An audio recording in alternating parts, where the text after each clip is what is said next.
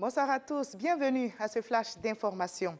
La mairie de Toulepleu vient de se doter d'un hôtel de ville. L'ouvrage qui a coûté environ 150 millions de francs CFA a été inauguré hier par le vice-président Daniel Kablan-Duncan. C'est le fruit du jumelage entre les mairies de Cocody et de Toulepleu. La Côte d'Ivoire, notre pays, veut s'inspirer de l'expérience du Portugal en matière de sécurité maritime. Ce sont les propos du ministre d'État, ministre de la Défense Ahmed Bakayoko. Il a reçu en audience hier son homologue portugais José Lopes pour s'imprégner des potentialités de la marine portugaise. Le ministre Ahmed Bakayoko a visité un patrouilleur portugais qui a accosté au port d'Abidjan. On en sait plus avec Michel Digri. Un patrouilleur de la marine portugaise dans les eaux ivoiriennes, le temps d'une visite d'amitié du ministre de la Défense du Portugal.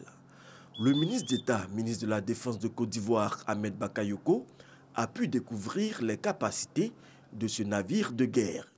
Moins coûteux qu'une frégate, ce patrouilleur de 83 mètres peut s'adapter à tout type de mission en mer et ce en fonction des objectifs assignés. Surveillance des frontières maritimes, lutte contre le terrorisme et autres trafics en mer sont un autre atout de ce navire symbole de l'expertise du Portugal en matière de sécurité maritime.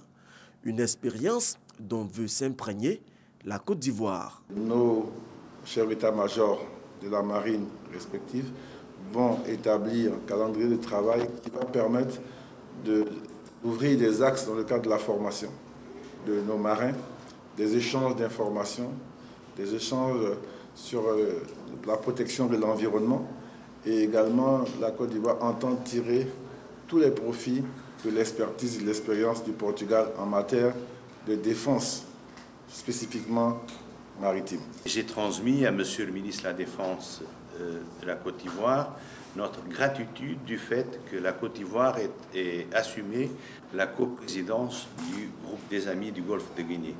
C'est une grande responsabilité.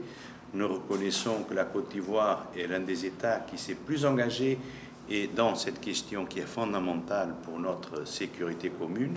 Les deux pays s'engagent ainsi à intensifier la coopération en matière de défense. Le ministre portugais José Lopes a invité à cet effet le ministre Ahmed Bakayoko à Lisbonne. Plus loin en France, le Salon de l'agriculture de Paris est ouvert. Des milliers de visiteurs et exposants y participent. Également des centaines de pays dont la Côte d'Ivoire sont représentés. À ce rendez-vous annuel d'échange sur les métiers de l'agriculture et le savoir-faire des exposants et autres participants, nous y reviendrons dans notre édition de ce soir.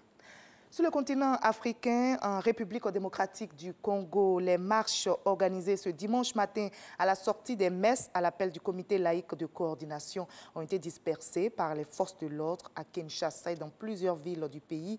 Le bilan de ces manifestations contre le maintien au pouvoir du président Kabila fait état d'un mort et 2 blessés par balle. Un bilan contesté par le porte-parole de la police qui évoque un blessé grave atteint par une balle en caoutchouc.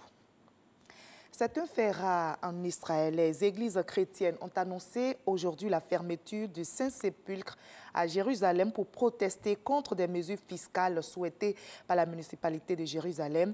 Celle-ci leur réclame 200 millions de dollars, soit 100 milliards de francs CFA pour leurs biens non cultuels. L'Église orthodoxe grecque, catholique et arménienne ont donc décidé de fermer les portes du Saint-Lieu pour dénoncer une campagne antichrétienne de la part des autorités israéliennes. Après plus de 2 semaines de compétition, les Jeux olympiques d'hiver de Pyeongchang en Corée du Sud se sont achevés ce dimanche. Ces Jeux se sont terminés par une cérémonie de clôture qui a parfaitement résumé ces Jeux baptisés Jeux de la paix et transmis le flambeau à Pékin 2022. Comme on le voit, les Jeux restent en Asie avant son retour en Europe en 2024 à Paris. Les JO 2018, baptisés donc les Jeux de la paix, ont été l'occasion, je rappelle, d'un rapprochement entre la Corée du Nord et la Corée du Sud, pourtant toujours officiellement en guerre depuis 1953. On se retrouve à 20 h pour l'actualité. À tout à l'heure.